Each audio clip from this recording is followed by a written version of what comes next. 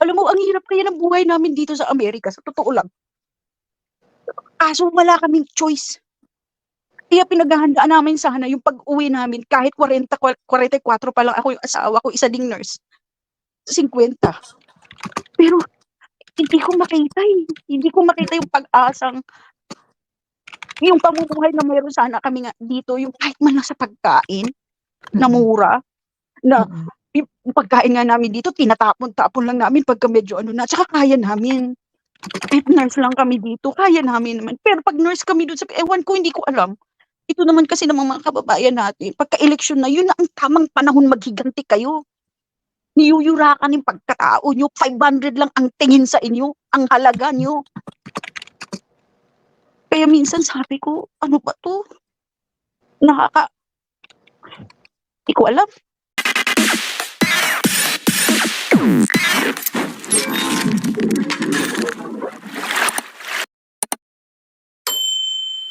Alam mo, ako, kanina pa ako nanggagalaiti.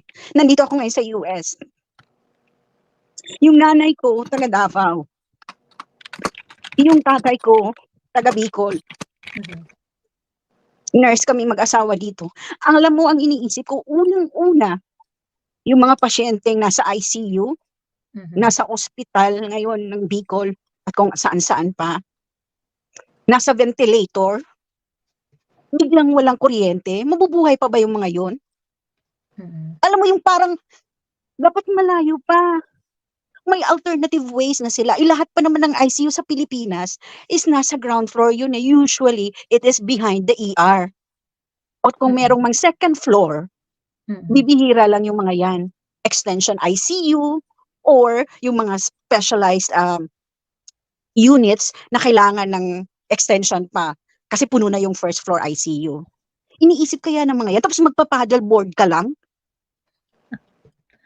Kaya nga nasa ICU, tapos walang kuryente, hindi mabubuhay ang ventilator kung walang kuryente. Actually, dapat yung iniisip lang nila pagkain, sardinas, pero there's more than that. Nasa ICU na, pediatric ICU, adult ICU. Kaya nga usually, yung mga nasa ICU, yun ang nasa ventilator, naka-ventilator, yung mga yan, yung ventilator hindi gumagana pag walang kuryente. Ilang oras na. Alam mo ba ang isang pasyente, even here in the US, pagka isa or 2 minuto lang na walang oxygen na nakapasok sa system ng isang pasyente, malaking damage na yan. Hindi nila iniisip, nagbibigay ka pa putang ina ng 500. Anong mabibili ng 500? Lahat sarado, lahat basa.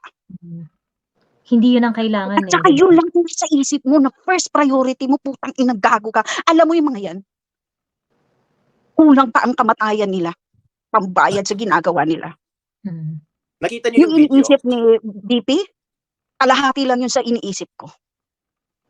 Kasi alam mo yung korupsyon, hindi lang sa pagnanakaw yan eh. Sinasarado mo yung oportunidad na mabuhay at saka maging maginhawa ang isang komunidad, ang isang pamilya, ang isang bata. Ngayon, yung mga nasa ICU, dahil dyan, kayo mismo ang pumapatay sa kanila kasi hindi nyo sila iniisip. Ang iniisip nyo, paddleboard, ang iniisip nyo, surfing, putang ina. Sa kalagitnaan ng bagyo, surfing pang iniisip nyo. Sakit isipin eh. Kami dito, hindi kami nangangarap na magiging habang buhay kahit iba na ang citizenship namin. Balak pa rin namin umuwi. Anong uuwian namin? Sa klase ng pamahalaan na meron tayo ngayon. Alam mo yung putang ina, naghihirap kami dito, hindi maganda ang maging second class citizen kahit papaano, kahit Amerikano na kami rito. Pero ibang-iba pa rin. Paano kami makakauwi niyan? O ganyang klaseng ang hirap isipin. Alam, kanina pa ako sabi ko, hindi ko kasi alam tong stream here na to eh. Lagi ako naka-out, lagi ako naka-in.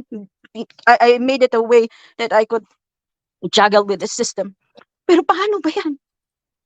May kapamilya ako ngayon nasa Bicol. Mga matatanda na may family group chat kami, hindi ko alam anong nangyari sa kanila. Walang isa mo kahit nakapag-reply. Kasi wala silang kuryente, walang internet. Paano kung isa sa mga namatay ang kapamilya ko? May maliit pa akong anak, 5 years old, hindi pa nakaapak ng Pilipinas. Gusto ko man lang ngayon man lang na taon, pero hindi pwede. Alam mo, ang hirap kaya ng buhay namin dito sa Amerika, sa totoo lang. Kaso wala kaming choice. Kaya pinaghahandaan namin sana yung pag-uwi namin, kahit 44 pa lang ako, yung asawa ko, isa ding nurse. 50. Pero hindi ko makita yung pag-asang, yung pamumuhay na mayroon sana kami nga dito, yung kahit man lang sa pagkain, na mura, na yung pagkain nga namin dito, tinatapon-tapon lang namin pagka medyo na, tsaka kaya namin. Kahit nurse lang kami dito, kaya namin naman. Pero pag nurse kami doon, ewan ko, hindi ko alam. Kaya, ang hirap. At saka yung iniisip ko talaga, pag bumagyo, na kahit isipin yung nasa ospital, kaya nga nasa ospital, kasi helpless sila. Tapos, ang dami-dami pa nilang iniisip, gagawin, magbigay pa. Alam mo yung pagbibigay ng pera? Parang, ano na lang ang tingin nyo sa kapwa nyo Pilipino? Sa 500 lang? Sa nasa gitna pa yan ng sakuna? Ito naman kasi ng mga kababayan natin, pagka-eleksyon na, yun na ang tamang panahon maghiganti kayo. Niyuyurakan yung pagkatao nyo, 500 lang ang tingin sa inyo, ang halaga nyo. Kaya minsan sabi ko, ano ba to? Hindi ko alam. Yun lang. Sorry ha, pero these are real. These are what I felt. These are my opinions and I have the right to say my opinion. Sana lang naman, kung may nakikinig dito, gawin nyo ang tama. Huwag lagi nasa politika. Isa lang ang buhay natin. Kami dito, ako yung may pasyente ako. Ikikwento ko lang sa inyo to. Ang pasyente ko'y pari. Puti. Papunta ako kumuha ng gamot. May dinaanan ako na hindi ko pasyente. Sabi niya, "Nurse, I think I'm dying." Sabi ko, "Oh, I have to tell your nurse about how you feel. But why do you think so? Why you're dying?" "But nurse, I think I'm dying. I know it." So sinabihan ko yung nurse in charge dun sa pasyente.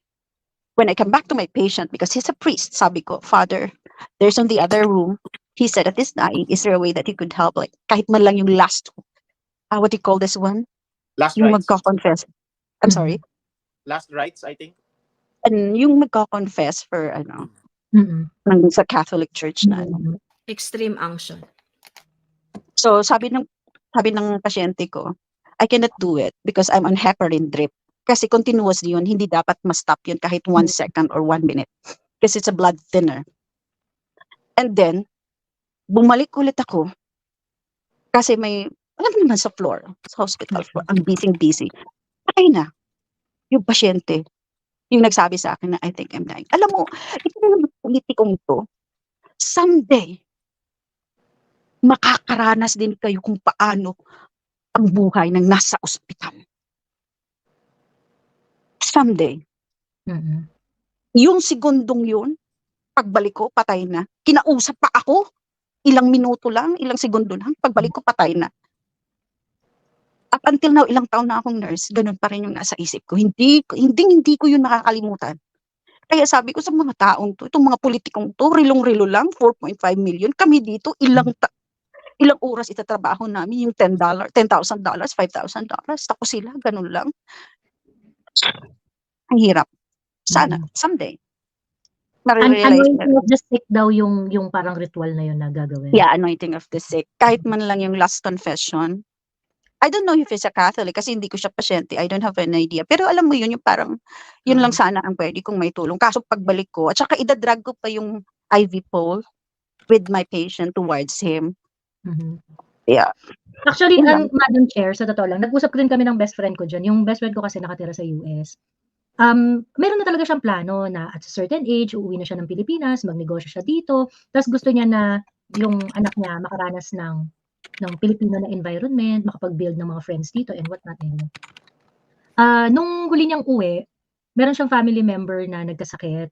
Sabi niya, "Grabe yung healthcare system dito, sobrang horrible." Sabi ganun nung hindi ko ina-expect na ganito kasi parang ang galing-galing natin abroad eh. Bakit dito sa Pilipinas, bakit ganito dito? Parang nobody knows what they're doing, ganyan. Nahihirapan sila ng bonggang-bongga. And Sabi niya parang every yung meron kasi silang pasyente, dalawa yung pasyente niya, family members, tapos yung isa namatay.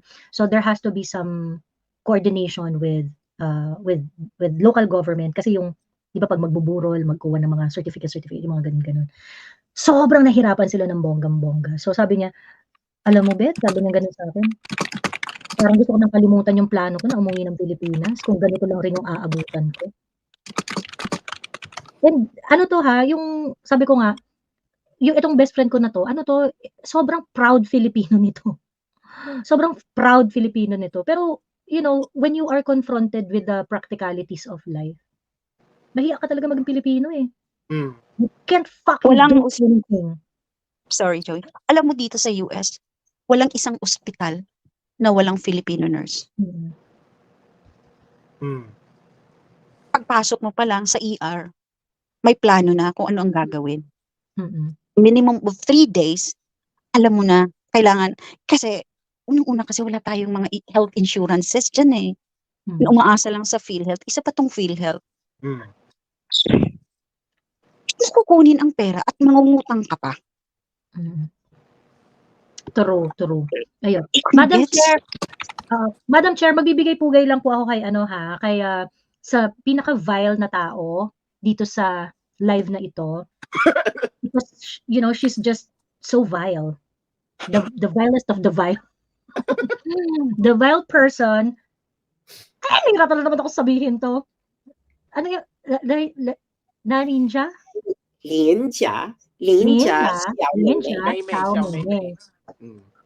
Ayan. Ay, babasa mo sa ating resident Chinese Chinese, translator. oo, ayan.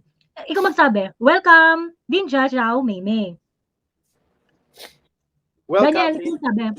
Welcome Lin Xiao Mei. Ang bakit naman parang mas maganda pa yung pagkakabagay ko. Parang sustansya ba naman yan, Daniel? Well, everyone, I'm sorry, nahuli ako kasi nagkaroon pa ako ng fashion review. Nakapost Ano ba ba? naman? Oo, alam mo naman, kailangan ang ating mga idol, no? Mga idol sa lipunan. Mga idol sa lipunan. Mga idol sa lipunan, mga kapitapitagan. Dapat meron. Mm. Teka, kailangan natin pag-usapan yan. Ayun. Okay. Kailangan natin pag-usapan. Madam Chair, maraming salamat sa pag-share ha. Napaka heartfelt ng inyong sharing. Ayan. Sobra na kasi sila eh. I know. Tsaka parang wala nang pag-asa eh. Alam mo yun. Kapit lang, Madam Chair. Ayan. Anyway, ang unang relo ng idol natin na si ang unang relo ni Idol Richard Dorian Javad. Cartier Santos Dumont Silver Dial. Price range, pag pre-owned, talaga may pre-owned pa. Pre-owned prices pa to ha. 196K to 377K. Pre-owned via Chrono 24, around 196K. Pre-owned via yung Chrono 24 is a store? Reseller. Reseller, oo. Mm. So, okay. So, ibig sabihin, maging conservative na tayo, 196,000 faces. That's just one watch. Hindi, lumagpas kami, nilagpasan ka, girl. Balik ka. O kasi escalating yan eh. Ay, hindi siya nagkakaso. Ayan. Teka, ano ba yung, eto, di ba? Sige, yung isa muna. Eto. Ayan, okay. This one is a Rolex Datejust turquoise. Turquoise naman. Turquoise. Turquoise naman. Turquoise ba yan? Yeah. Turquoise ba yan? Okay, go. Okay. Go. Ayun. $13,313 $778,000 pesos. Gamit mo na ba yung yung bagong yung 58 pesos per $1? Nakamute ka? Well, that's at least, and this is secondhand price. Prices, second-hand prices pa to. 778,000 pesos. Ayan. So, dalawang ano pa lang, no? Oo, kasi mahirap yung hanapin, Kasi yung relong yan, pag pinunta niya sa page ko, yung relo kasi niya, mayroon niyang kamukha. Ang kamukha niya is, maganda kasi yung kulay na yan yung tinatawag na Tiffany Blue. Merong yung Citizen Watch. Citizen NJ0151-88M. Kamukha niya sa biglang tingin. So, tas lalo na pareho silang may cyclop lens. Alam mo yung cyclop lens? Yung magnifier ng date. I-invention yun ng Rolex. May ganun din yung Citizen. Inadapt din nila yun. Pero, ang pinagkaiba, yung Citizen, yung crown, nasa lower right. Tapos yung finish tapos yung bracelet, ano yan tapos tina mo yung Rolex na, nakita mo yung yung lock. Di ba bilang nag-darken yung gitna? Kasi by polished. So magkaiba yung polish ng gitna sa kanong labas ng Rolex. Kaya nag-iiba siya ng sheen. Pag I thought na Patek yan, but wala naman kasing Cyclops lens ang Patek. Well, I'm pretty sure hindi siya Casio. So next, syempre escalating. So nakaka 1 million na tayo. Nakaka 1 million na po si Javad. Ayan. Okay, and this one. Audemars PJ Royal Oak. Ano na natin to, finisher na natin to before di ba? Parang Pero hindi PJ. yung relo mismo. Ayan. And then, so this is 1.2 million pesos. Ang pre-owned po niya ranges between 1.2 million to 8.1 million pesos. Pre-owned? Ano na lang ang brand new? Well, sabi nga nila, you make me feel. Ang oras ba niyan? Different sa regular na relo? Alam mo, nakakaloka kasi, if you, kung ikaw, lahat naman, siguro naman matatanda na tayong lahat dito at mga professionals naman tayo dito, except si Daniel, kasi si Daniel, baby boy pa yan. Wala pa siyang, ang team song natin kay Daniel ngayon ay ang kanta ng Apo Hiking Society na. Oo. Kasing bata ng mga young goons? Hindi, mas matanda naman. Yung young goons ka-age na namin Ay, hindi. Mas bata sa akin ng kaunti yung senior. Ka-age siya ni RJ. So, mga 4 years. Isa Or pa 3 yun. years. Si Javad, late 30s itong si Javad. Buhay pa, patay na ang kredibilidad. Di ba, na parang, if you can purchase, isang purchase mo, ganyang kamahal na relo, you must have a lot of disposable income.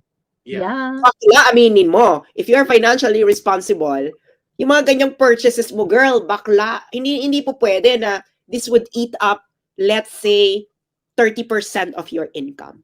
That's irresponsible. Correct. That's irresponsible. Or, di ba? Isang purchase lang yan, Hindi pa nandiyan yung kabudget yung kanyang mga wardrobe, bahay, kotse, etc. Shoes. So this is just a watch, these shoes and other things, food, biyahe, etc. Drive ka pa ng sarili ng kotse, di ba? And therefore conclude, he has to be the highest paid talent ng One News at professor ng PUP at senior lecturer ng UP. Na UP. Mga estimate, mga magkanong kinikita niya, yung kahit man lang net. We don't know. Kasi ako naman, I'm pretty sure pag sinampal tayo ni Haydar ng ITR niya, magaganyan talaga tayo. Di, bongga ka. Idol ka na talaga namin. Hindi ba? Nagbabayad ba ng buwis? Unless, mga pamanang relo. Girl, kahit pagpamana, nagtuturo ko sa UP, di ba may salan yan? Sa PUP. Oo, dapat mag-reflect yun doon. Yes. In Sa pesos UP. or US dollar na income? Kung pamana yan, dapat nasa salin yan ni Javad. Di ba pag pagtuturo ka sa PUP, may salan yan? Yes! Dapat ng government employee. In fact, sino yun yung babaeng Chief Justice? Sereno? Sereno. She was the quo warranto was successful against her because she did not file SAL-N when she was a professor in UP. 10 years ang hindi nag-file ng SAL-N. Question ba, Sas? Kasi ikaw ang magaling sa fashion scrutiny. Pag ganitong mga relo ba ang sinusuot, kailangan maiksi talaga yung sleeves? Para lumalabas. No, I think, I don't know, kasi I don't really know, no? I think Kasi parang sinasadya talaga nila eh. No? At saka kung pre-owned ba, pag binili, may taxes din yan dyan sa Pinas. yes! Meron yan, oo. Yes. Wala namang, may Audemars ba sa Philippines na shop? Wala. Well, I'm pretty sure, no, pag pinakita of course, no, yung mga luxury watches, you keep the receipt. And you also keep the box, etc. Kasi kaya ka nga bumibili ng luxury watch because this is an investment. Especially yes. And it is required sa anti-money laundering that this kind of purchases are fully documented. At saka pag nabili ba, may insurance just in case magasgas, mahulog, mabasa. Well, depende. Depende sa pinagbilan. Kasi yung kung second hand kasi, minsan wala yan. Depende. Siyempre, pag wala, mas maliit ang ano. Hindi kasi natin nakita yung quality ng kanyang relo. You'll never know if it is. Idol ko na talaga siya kung bumili talaga siya dun sa shop. Oo. Diba? Oo. Nakakarinig Diba? silang tignan. Promise. Yung parang very cringy na eh. Lahat na sila ganyan eh. So ito, may gusto mag-join, Joey, si Revolution Against Corruption. So, kung makikita mo, na parang, within a year lang to at least 3 luxury watches are spotted on the wrist of our idol, Richard Heydarian. At least 3. So, hindi pa natin nakikita yung iba. Ito pa lang yung mga nakapalandra sa atin. Di ba? So, he must be so well paid by Channel 5. Yes, baka siya ang number 1 talent. Oo. Oo, kasi girl. Tinalo pa. Sino ba bang artistang sikat ngayon sa Channel 5? Di ba ang number 1 nila doon, si kapatid ni Tony Gonzaga, si Alex Gonzaga. Alam mo, yeah. maibenta lang niya yung isang relo. Yung kita nun, maibigay sa mga nasalanta ng bagyo. Okay na sana. Pero syempre, hindi mo gagawin yun. Ang asa pa po tayo. Sa totoo lang, Madam Chair, hindi ko naman i-demand sa kanya yon whatsoever. Ang ano lang doon is, hindi to fit sa lifestyle mo. You must be getting the di ba parang yung hindi commensurate yung visible na source of income mo to support this kind of flashiness. Yun yung problem. Di ba? Kaya nga, huwag kang magsasalita na ikaw ay pro-poor or naintindihan mo mga mahirap. True. Di ba? Na parang, sana sampalin tayo ng Channel 5, no? Na, yung talent namin, itong pinapasweldo namin sa kanya every year, pinapasweldo namin siya ng 20 million pesos every year. Kaya nakaka-afford siya ng ganyang mga luho.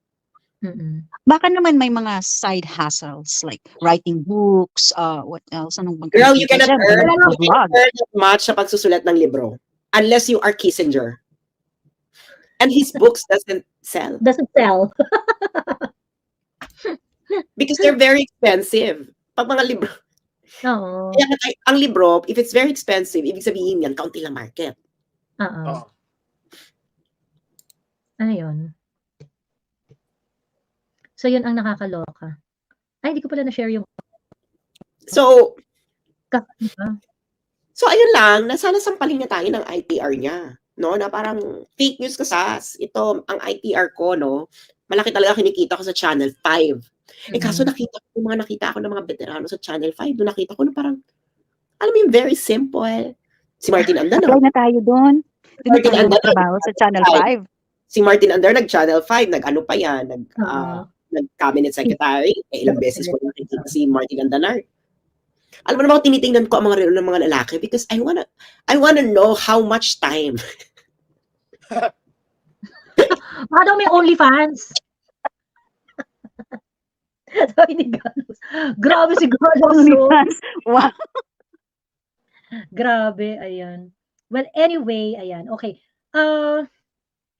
Sas, nakita mo na ba yung nakita mo na ba yung mga, shinare mo yun eh, nagpa-paddleboard ng mga congressman at nag-grabber boat na nagpapamigay ng 500 pesos sa mga nabahaan. Politiko ba yun? Oo. Sandali, meron ditong question, sabi JV. Ano yung sinasabi dito na may sinabi daw si JV sa post ko? Ano? Ulitin nyo nga. Saan yun?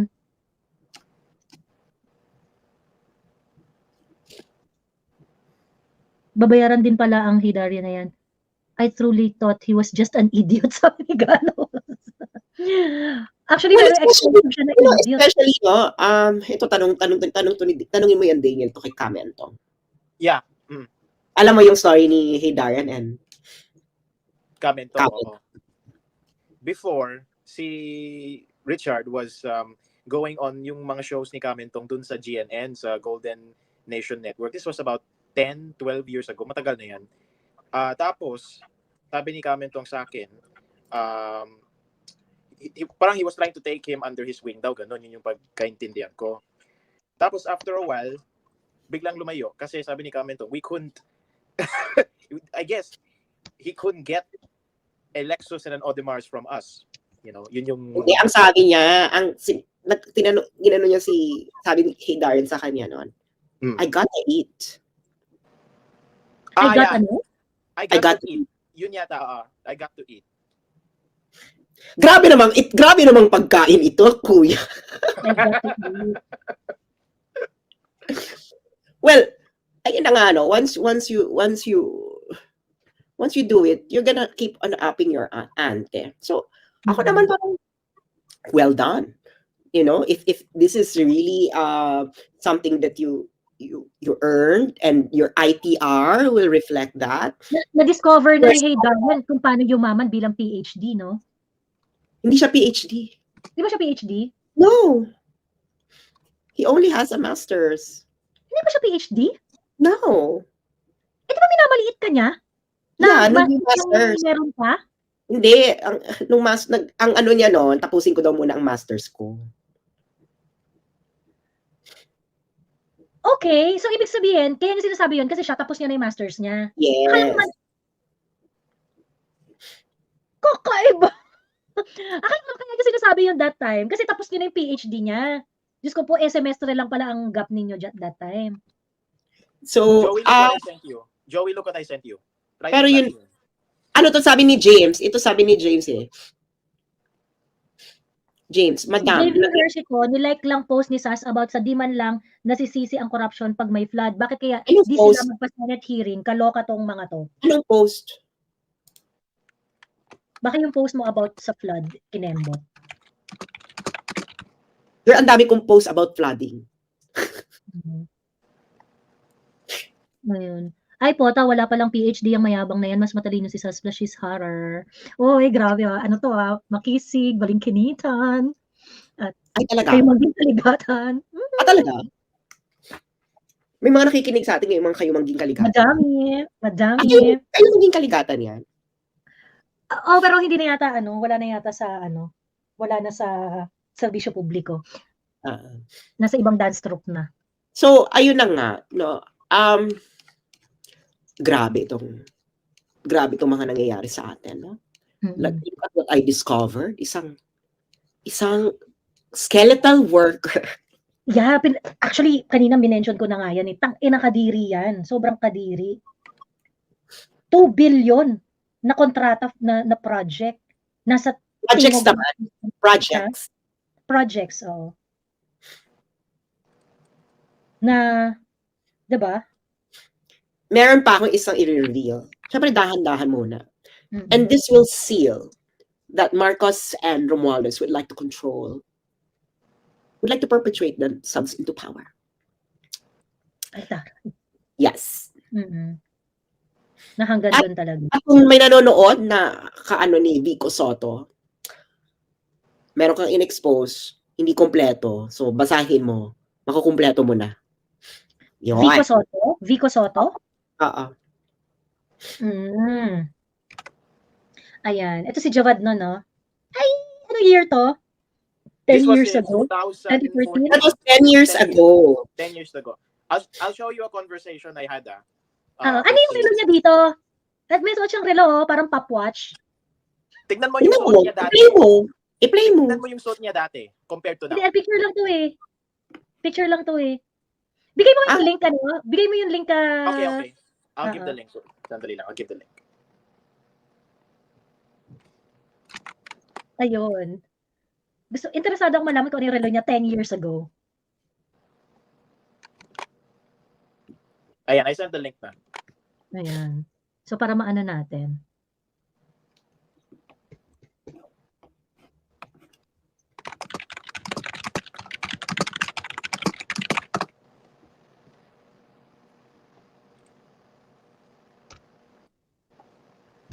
Nga pala, speaking of Bicol, yung Sige, chika ka muna, backhoe, Madam Neo.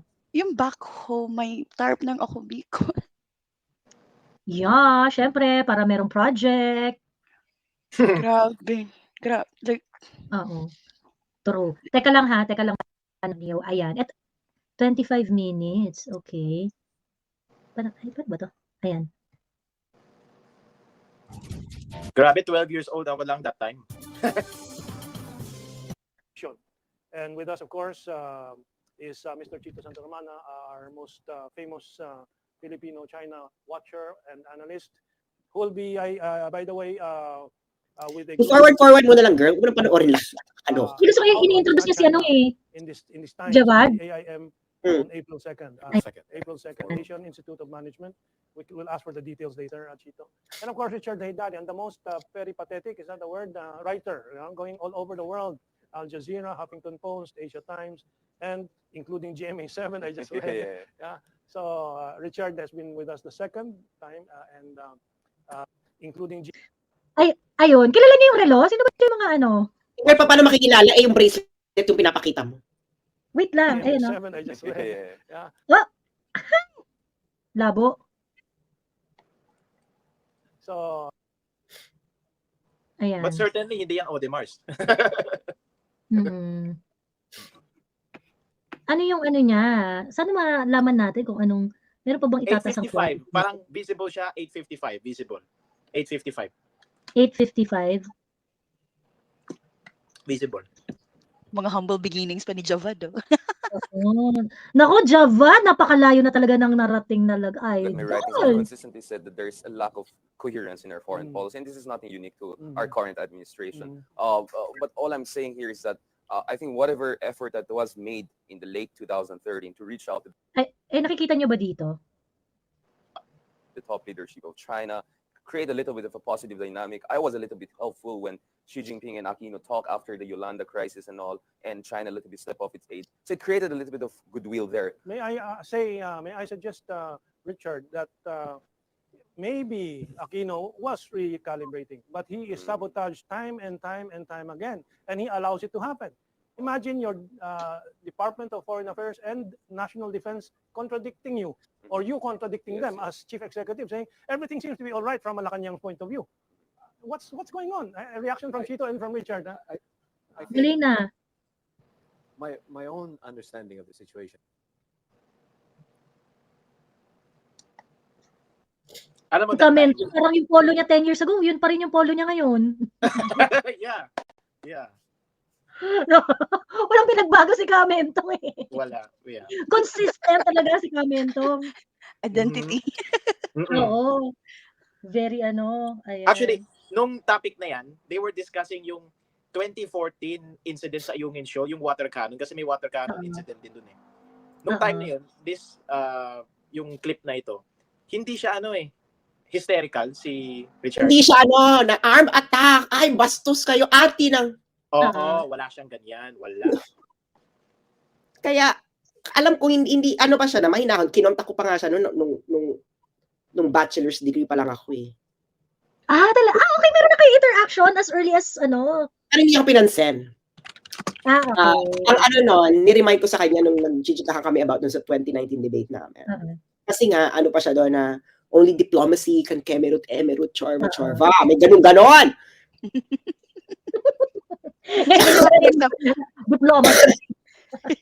Only the cool heads. Dapat natin, yun na ngayon di ba? Only the cool heads of diplomats could finally resolve. Ano pa nga siya? Kaya nga, you would see how people change, and the change is not justified. They cannot justify the change at all. They couldn't even say na they changed. That's how stupid they are. Alam mo yun, that's how they cannot accept it. Correct. Pwede ka naman mag-change pero hello naman. No, if you cannot give a coherent structure to your reasoning of why you change, and most significantly, if you cannot even admit na ganun din ang position mo before, and then because you saw this, 1, 2, 3, 4, 5, and this, ay, nagbago ka. Lahat naman ng tao nagbabago. Hindi ba? Lahat naman ng tao nagbabago. And now, actually, sabi ko nga kanina, ako wala naman akong hindi ko naman talaga diniding yung mga tao na hindi ko naman talaga diniding yung mga tao na, ikaw, bayaran ka or whatever, or you get a lucrative dahil meron kang ginawa, yung sa social media ba, ganyan. Hindi ko talaga diniding yung mga tao na binayaran. Hindi kita babalahurain or whatever. That is your hustle. Kung yan yung mo, edi gumo ka, ganun. Ang hindi ko talaga matake, yung hypocrisy. Yung ipapalabas mo na you don't do that, pero hindi naman ma-justify yung lifestyle mo. Pagkatapos, magtuturo pa ng ibang tao na, hindi, kayo, mga bayaran kasi kayo, mga troll kasi kayo, mga ano kayo ganyan-ganyan. Magtuturo pa ng ganun. Yun yung hindi ko, di ba parang, dude, kung tumatanggap ka ng pera, di tumatanggap ka ng pera. Pero wag ka nang mag-ano-ano sa iba na sasabihin mo, yung iba bayaran pa, yung iba ganyan-ganyan, troll or whatever, ganyan-ganyan. Because basically, it looks like with this kind of lifestyle that you have, it looks like that you are being paid well. 'Di ba? So tigil-tigilan na kami doon sa pagmamalinis na na prinsipyo-prinsipyo pinaglalaban dito or what. Sabi ni Jericho Andrews, tas may kinalaman ba sa St. Gerard? Yes. So, kung kilala niyo si Vico Soto, abangan niya ang aking expose nang maliwanagan siya. Gusto ko yan. Oo, maliwanagan siya at baka makakita siya. Well, bahala naman siya, politiko naman siya, bahala siya sa buhay niya.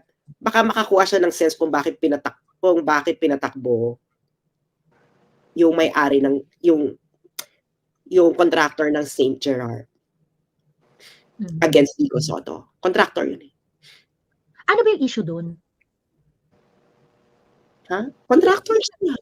Abangan mo na lang, Joey, kaya nga, di ba? Ako, isusulat ko nga, wala pa. Sabi lang ni, ito kasi St. Timothy, contractor to, DPWH. Isa yan sa mga ka-joint venture nung papalit sa Smartmatic. So, parang nakikita nyo na, malaking issue ngayon yan sa Pilipinas. Ngayon, itong St. Timothy, nung nausig-usig, nag-withdraw na sila dun sa joint venture after masilip-silip na, ay, bakit ka ganyan, Chorba? Marami nagsilip. Pero, meron silang hindi nakitang angle. And I will reveal that angle to the leveling of angles. Ayan. And of course, connected na naman ito sa magbalahura magpinsan. And, kaya nga, oh wow, pati election, hawak na nila. Ganon ang level. So, kaya nga, asa pa kayo 2025? 2028? Parang ganon ang eksena ng buhay. So, itong si Vico Soto, iisipin mo, bakit itong si contractor tumakbo laban sa kanya? So baka naghahanda na rin sila na, okay, isang term, ilang term na ba si Vico Soto? Isa pa lang, di ba? Pang-third niya na sa pang-third niya na sa pang-third niya na. Pang-third niya na sa second niya to. Second niya na ba to? Second niya na to. Bilis ng panahon, no? 2019 siya nanalo. 2019 siya nanalo. Yeah, Yeah, he's a pandemic mayor of Pasig. He's a pandemic mayor of Pasig. So yung 2022, second term niya na yon. So yung 2025, ika-third niya na yon. So, syempre, kung ikaw, hindi ka maka-third ng mayor, anong gagawin mo? Matitenga ka ng 3 years. Hindi ba? O, mawawala ka sa mawawala ka sa horizon, ganyan. Syempre, si Vico Soto in the future, presidentiable yan eh. Kung magtuloy-tuloy lang yung streak niya eh. Hindi ba? Hindi ka nakakaloka. So, ngayon, parang haggard on levels na sila.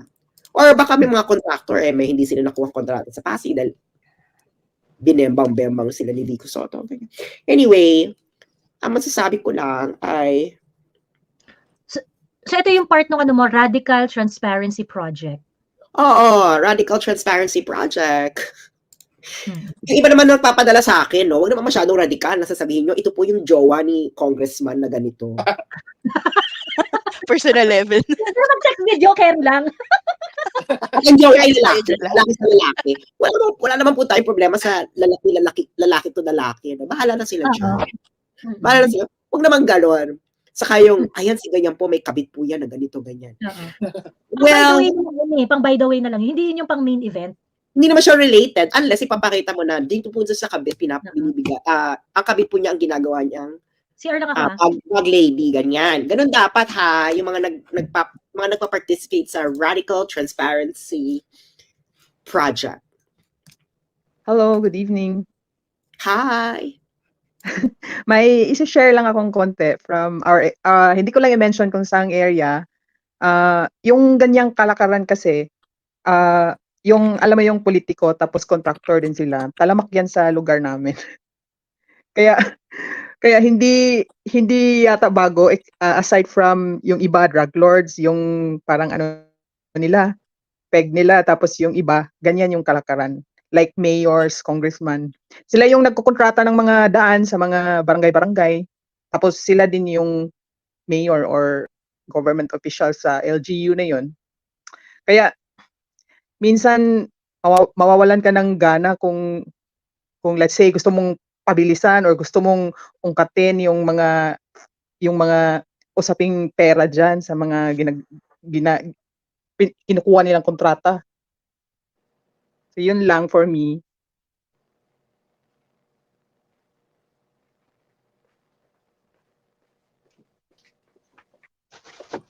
Nawala na tayo.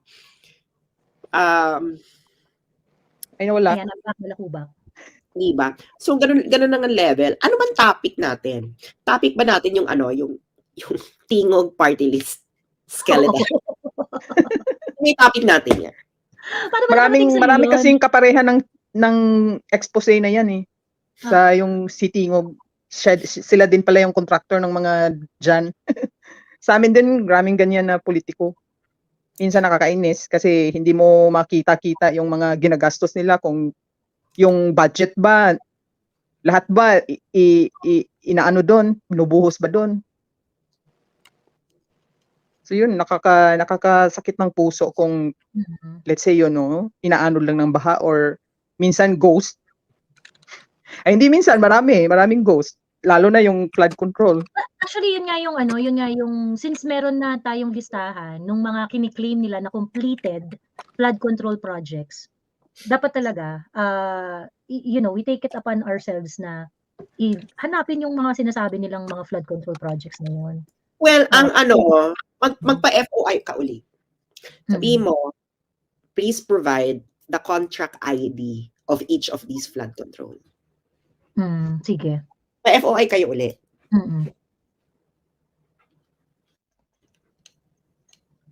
Oo, kasi if you're going to look at the list, merong iba doon naka-number, yung iba doon naka-asterisk lang. So may contract ID. We need the contract ID para makita natin. Contract, sino yung sa kontrata, para madali nating ma-family tree. Sige, mag-request ako ulit. I saw one video in TikTok na si BBM nag-ask siya, I think during, I'm not sure kailan yung meeting, pero maybe sa trahedya na to yung nagtatanong siya bakit daw yung mga old flood control project kinaya naman, bakit yung mga bago lang daw parang wina-wash out ganyan. Nasaan Tapos yan? Ano siya ganong interview talaga? Sa TikTok, May link try kayo? ko munang hanapin, tapos i-send ko kay Joey. Pag mga ganyan, i-save nyo naman yung link para kung magkwento Para kayo. mapanood natin. Para Oo. mapanood natin pare-parehas. Next time. Hindi ko akalain makaakyat ako. Hindi, kahit hindi ka makakaakyat, napaka-juicy. O, huwag mo Oo, sarilihin. Archive Hindi po yan mo rin. porn. Share Huwag mo natin ang juicy sarilihin. niya. Okay. Try kong ihanapin. Ayun. Ano yun may sasabihin ka, Daniel? No, i-archive nyo din dapat yung mga links. Archive.is. In case ma-take down nila or Ma-take lock down, profiles. oo. Ayun. Ang tawag dito, balikan natin yung yung tingog. Yung tingog na, paano mo nakuha, paano ka mukhang merong nagtip, kaya mo nakuha yung kanyang post sa Facebook na siya ay tingog sa Yeah. Kasi di ba una may pinost ako na kontrata. Ni Frederick G. Oraa, nakalagay doon. Hindi ko naman sinerch yung Frederick G. Oraa. Kasi ang gulo kasi ng system eh. Hanapin itong mga to, ganyan. Kung may nag-click sa akin na alam niya yung mga database, ganyan. And then, the whistleblower told me na itong Frederick G. Oraa ay tao ni Martin at ni Yeda. And then he sent me the ID, the tingog ID ni Frederick G. Oraa, na ang composition ay skeletal workforce. What does skeletal workforce mean? Sounds so appetizing. No, actually, it's it's how you steal money for sweldo and And well, Task Force COVID-19. So nag-participate sa Task Force COVID-19. And then kasi nilock niya yung profile niya eh. Oo nga. Talaga niya yung profile niya, no? Kasi nga, pag tinignan mo talaga yung profile niya, Becky, buti na lang, meron akong reader na sinave na lahat ng karamihan ng kanyang post. Napakarami niyang post. At payak lang ang kanyang pamumuhay. Alam mo yun, parang lang siya ordinaryong probinsyano. Hindi naman mukhang naglalaylo lang siya, kunwari. But mukha talaga, hindi talaga. Pasimple talaga. Pasimple lang. Tapos, meron pa siyang, itong ID na to, meron pa yung nag-uusap, ikaw may ID ka na, ganyan, etc. So, and then, sinerch ko yung mga kontrata na siya yung pumirma sa DPWH. Girl, hindi ko sinama kasi dito yung March 2022. No? So, meron siyang March 2022, nung panahon ni Bigo, mga 14, ganyan. Tapos, naupo na si Martin. Bakit nagbalo ng iyong DPWH contract to 2 billion? Baka tubong lugaw ito. Pero, alam mo, base dun sa looks nung sitwasyon, mukhang, siya lang mukhang dami lang siya eh. Kasi, parang, ba't hindi niya alam pati yung pagpo-post ng picture? Inappropriate eh. So, mukhang hindi siya sanay sa corporate setup. Yung pag-post na ng ID niya sa tingog. Yeah. Pagkatapos rin pala yung pipirma doon sa So, mukhang siya, mukhang nagpinagdami siya. 2020 pa lang naman to, April 2020. So, mukhang siya, yung proud siya na nag-work siya sa tingog. Gusto niya pakita sa mga friends. Okay. Nagigets mo? Gusto niya pakita sa mga friends niya. Hindi naman yung humble brag yung dating. Humble brag yung... Oo. Bakla, pinost mo ba naman pati yung signature ni Romualdo saka ni Yeda nandyan. So, parang, you don't look like, wala namang bilyonaryong gagawa ng ganito, no? Na proud ka, ipopost yung ID mo sa tingog. At ka nag-work sa tingog. Oo. So, it means na wala kang pera. Na hindi ka mayaman. May pera siguro, pero hindi ka mayaman, be. Na hindi ka bilyonaryo. And nung eto na, di naloka ako na parang, ay, bongga. So,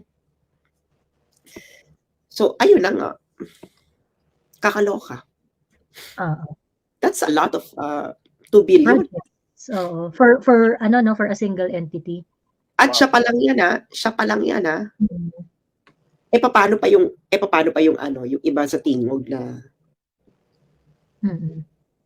Yung mga tinago nila doon. Sabi ni Chrysler, Joey Uso naman yan malamang yung mga projects na yun, ang kanya lang is, yun nga yung pinopoint ko, Chrysler. So parang tingin ko, mukhang itong guy na to, ginagamit siya as a fall guy, ganun. Parang kung sakaling ma-discover, di ikaw ang kakatayin, ganun. Oo, Ayun. pero paano kung wala naman siya mapakita na nasa kanya yung pera? Oo, exactly, ayun. So, Kaya I don't think na siya yung siya yung kumbaga na talagang na he's running things. Ganun. Well, he's actually running kasi nilock mo yung profile mo na nag-deactivate ka na ata talaga ng bonggang-bongga. Nagtago na. Nag-deactivate mo siya ng bonggang-bongga. Bakit ka nagtatago if these are all legit transactions? Oo. At may mapapakita ka namang project at mga project na magaganda. Oo, at mag-justify mo. Oo. Correct. Ano ka pa? Pwede mo namang sabihin, ako engineer. Hindi nga siya engineer eh. Sas, hindi kasi nila in-expect na may expose sila ng ganito eh. Kaya nung nag-post siya nung 2020, he was proud. Like, I think it was true na bobo din, pinost yung signature ni Heda at ni Martin. Pero they did not see this coming. Na come 2023, 2024, nang maupo si BBM, all hell breaks loose kasi sa katangahan nila. Ay, ayun, na-expose tuloy. Nag-lock. Tapos, di ba yung ID pa niya may dry seal? Ano ba yan? Dry seal ng Congress? Dry seal ng Congress yan, di ba? Mukhang. Ay, sabi engineer daw si Oraa. Si Oraa. Engineer daw siya. Saan? Engineer siya, Carlex? Pumasa? Engineer daw oh. Gingineer. Hindi siya engineer, gingineer. Ito naman. Hindi, Ano ba, okay, Joey? joke, hindi totoo. Okay, hindi totoong engineer. Okay. Alam niyo, na isa sa ginagawa nila is yung equipment na kasama sa bids nila is actually government owned. Oo, narinig ko na nga to. May katotohanan yan. So, Ayun. wala na girl. Kaya itong mga ewan ko lang ha, yung mga alam mo yung mga engineers, no? Dapat magsalita kayo, yung mga samahan ninyo. Dahil the quality of the infrastructure of your country would reflect on you. Oo. Totoo. Ito siya. Ayan. May dry seal pa napirma pa si Hindi mo lang tinabunan. Proud siya proud. Aside obvious ethical issue, anong kaso? Bakit pa kayo nasa framework pa rin ng kaso? Ayoko sabihin dito, baka ma-deactivate si Joey. Bakit nasa framework pa rin kayo ng kaso? O kasuhan mo, aabot tatagal yung kaso ng 20 years, mapapawalang sala, pagod ka pa. Walang takot yan sa kaso. Alam mo, kung natatakot ang mga tao na magkakaso sa pagnanakaw, hindi sila magnanakaw in the first place sa isang bansa. Yes. Yun ang simple doon. Puro kayo, kasuhan. Bakla, 2 billion. Nagawa nila ng walang nerbiyos. Sa tingin mo, takot yan sa kaso? Magsalatiin mo nga to si Daniel, pinagtatawa lang tayo. So good Daniel. So naive. To think that. Actually, nag-deactivate siya a few hours after. Nag-deactivate ba siya immediately or nag-lock muna tapos? I think pagka-expose ni Sas, nag-deactivate na siya. Ayun lang. Dapat sabihan yung pamilya. Ang problema kasi ang default ng mga contractor sa totoo lang. Pumasok ng politika kasi parang yun talaga yung way for them to get projects. To ensure that they're going to get projects. Yun yung trajectory ng mga construction company. And ayun. Di man lang binihisa ni Tambi si Oraa para magmukhang may pera, sabi. Hindi, pero to be fair ha, 2020 pa yung picture. Malay mo naman, 2022, 2023, ang dami niya ng project, Baka yung current niya na itsura, meron ka ba current na picture niya, Sas? Well, you can check sa Facebook, baka may mga nakatag pa siya sa mga tao na picture niya. Sige, tingnan natin. Frederick. Wala eh, walang public photos. Nakatag siya, wala.